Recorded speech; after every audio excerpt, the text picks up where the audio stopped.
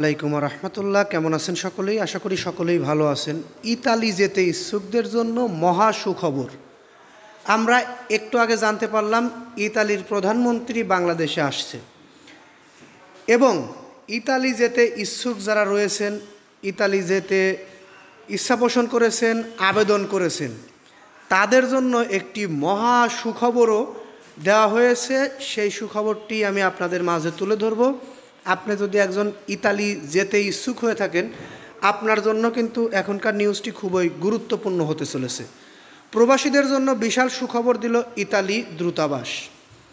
কি বলা হয়েছে এখানে আমরা একটু আপনাদেরকে জানিয়ে যাব। তার আগে বলে রাখছি, কে কোথায় থেকে ভিডিওটি দেখছেন অবশ্যই কমেন্টে জানিয়ে যাবেন। আর ভালো লাগলে অবশ্যই নিউজটিতে একটি লাইক দিবেন। পরবর্তী আপডেট পেতে চ্যানেলটি সাবস্ক্রাইব করে বেল বাটন অন করে রাখবেন। ফ্যামিলি রিইউনিয়ন ভিসার আবেদনকারীদের জন্য ইতিবাচক বার্তা দিয়েছেন বাংলাদেশে অবস্থিত ইতালির দূতাবাস। তারা জানিয়েছেন 2025 সালের চলমান আবেদনগুলো নির্ধারিত সময়ের মধ্যেই প্রক্রিয়াকরণ করা হচ্ছে। এক বিজ্ঞপ্তিতে দূতাবাস জানায়, ফ্যামিলি রিইউনিয়ন ভিসা আবেদন প্রক্রিয়া ভিসা অফিস নিয়মিত কাজ করছে। বর্তমানে 2025 সালের আবেদনগুলো অগ্রাধিকার ভিত্তিতে নিষ্পত্তি করা হচ্ছে। 2024 সালের অনিষ্পত্তি আবেদন নিয়েও দূতাবাস বলছে, বিগত বছরের পেন্ডিং ফাইলগুলোও পর্যায়ক্রমে প্রক্রিয়াকরণ করা হচ্ছে। বিষয়ভিত্তিক অগ্রাধিকার অনুসরণ করে এসব আবেদন নিষ্পত্তি করা হচ্ছে। দূতাবাস আরও জানায়, শিশুদের সম্পর্কিত আবেদন ও মানবিক বিবেচনায় জরুরি কেসগুলোতে অগ্রাধিকার দেওয়া হচ্ছে। কিছু আবেদন বিচারিক রায় ও আইনি দিক বিবেচনায় দ্রুত নিষ্পত্তির আওতায় আনা হচ্ছে।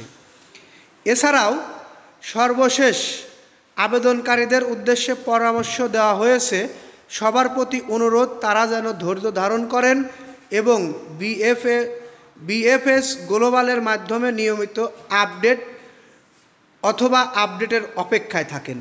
আপনারা আপডেটের অপেক্ষায় আমাদের চ্যানেলের মাধ্যমেও থাকতে পারেন, কারণ আমরা আপডেট টু আপডেট আপনাদেরকে জানানোর চেষ্টা করব।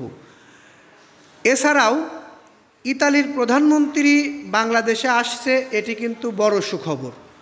আমরা দেখেছি ডক্টর ইউনূস দায়িত্ব গ্রহণ করার পর থেকেই ইউরোপিয়ান কান্ট্রি থেকে অনেক লোক বা অনেক দেশের প্রধানেরা আমাদের দেশে এসেছে এবং সেই দেশে কর্মসংস্থানের বিষয়ে তারা জোরদার দিয়েছে।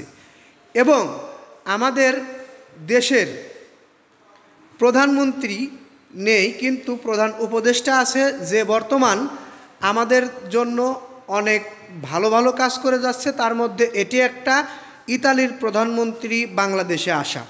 আমরা আপডেট টু আপডেট আপনাদেরকে জানানোর চেষ্টা করব এই চ্যানেলের মাধ্যমে।